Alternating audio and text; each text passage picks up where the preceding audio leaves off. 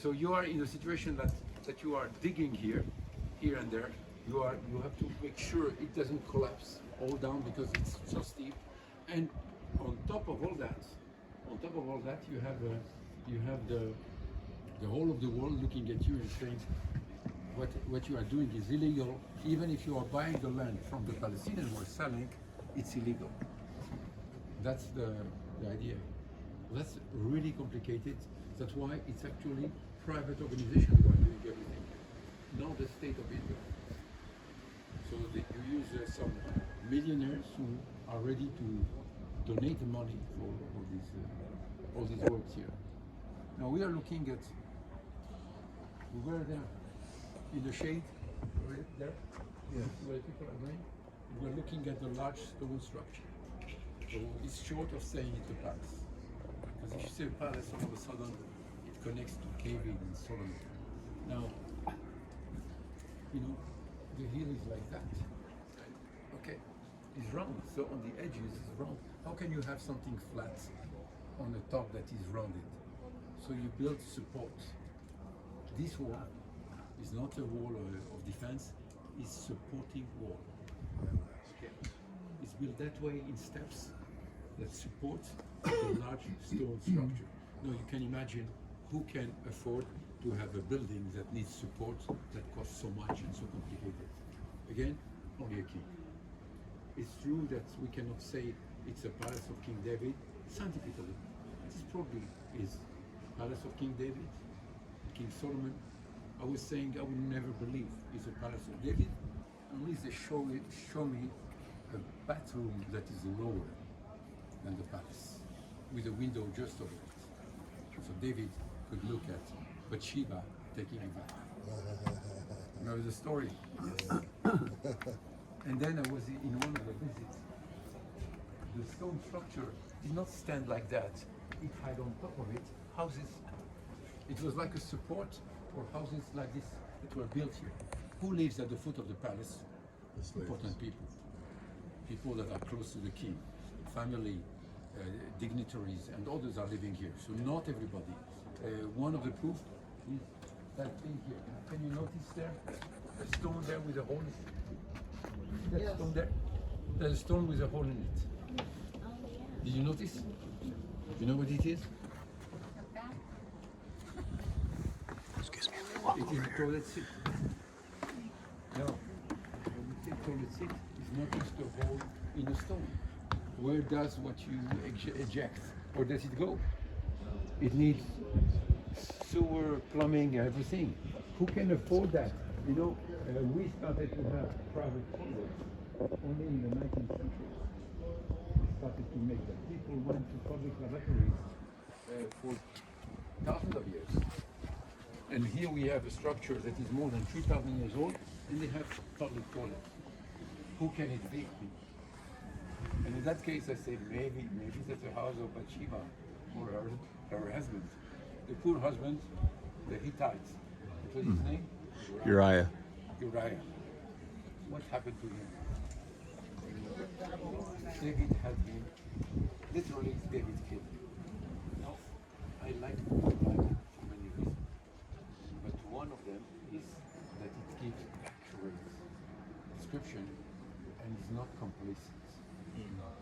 We know that the story is written later.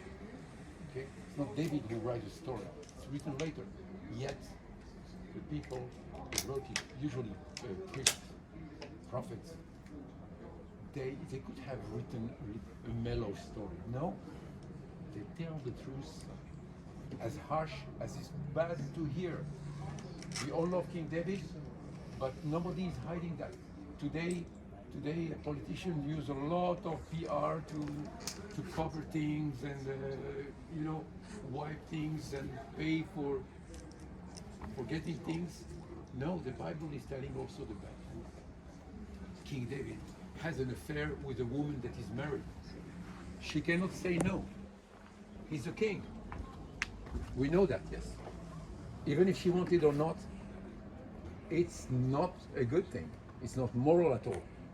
And then he wants to cover his traces because she's probably pregnant.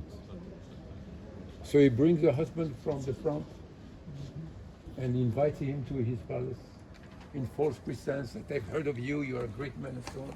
Come, drink, and get drunk, and then go to sleep with your wife. You deserve that.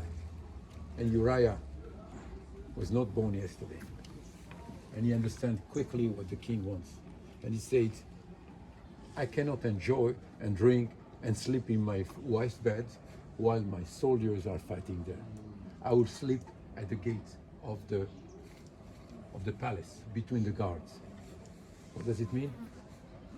Everybody can see that I didn't go home. Whatever you want to do, you, King David, I'm not in that game. The second night, the same, and David understood that Uriah knows everything. And David says, you're a really good man. Here's a letter of recommendation to your commander. Give it. And Uriah could have opened the letter, he didn't. It was sealed, and it was given. And what is this letter doing, saying? At the next attack, stage a new attack and place Uriah in the front. And the moment it's going on, facing the enemy, run away and leave him alone. That is assassination. That's not only adultery. It's also a conspiracy to kill an innocent. It's also a horrible way to do, and so cynical to have the person carry his own death warrant. That's bad. But the Bible, nobody in the Bible thought we should remove it, because we like King David.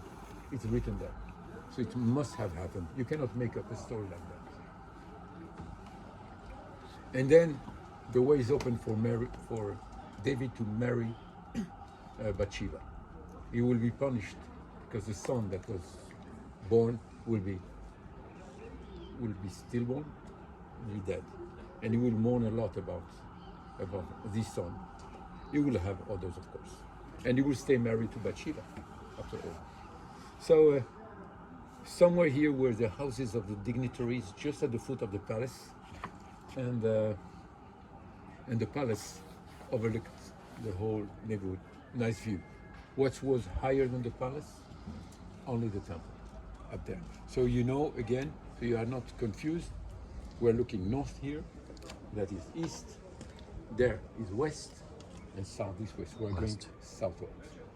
On the side there behind you is a hill, is the Mount of Olives, and the valley of Kidron. The village here is called Sidon. Mount of Olives. In those graves are the bodies of deceased Jewish people who want to be buried on the Mount of Olives because they know the Messiah is coming back and they want to be the first to greet him. So I think about that. My heart breaks just for the Jewish people, for them to know and believe that Jesus is the Messiah. And as Jesus said, that he is coming back to the Mount of Olives in the same way that he departed. We know in Zechariah, the Messiah will come back to the Mount of Olives to save Israel. These are houses owned by Arabs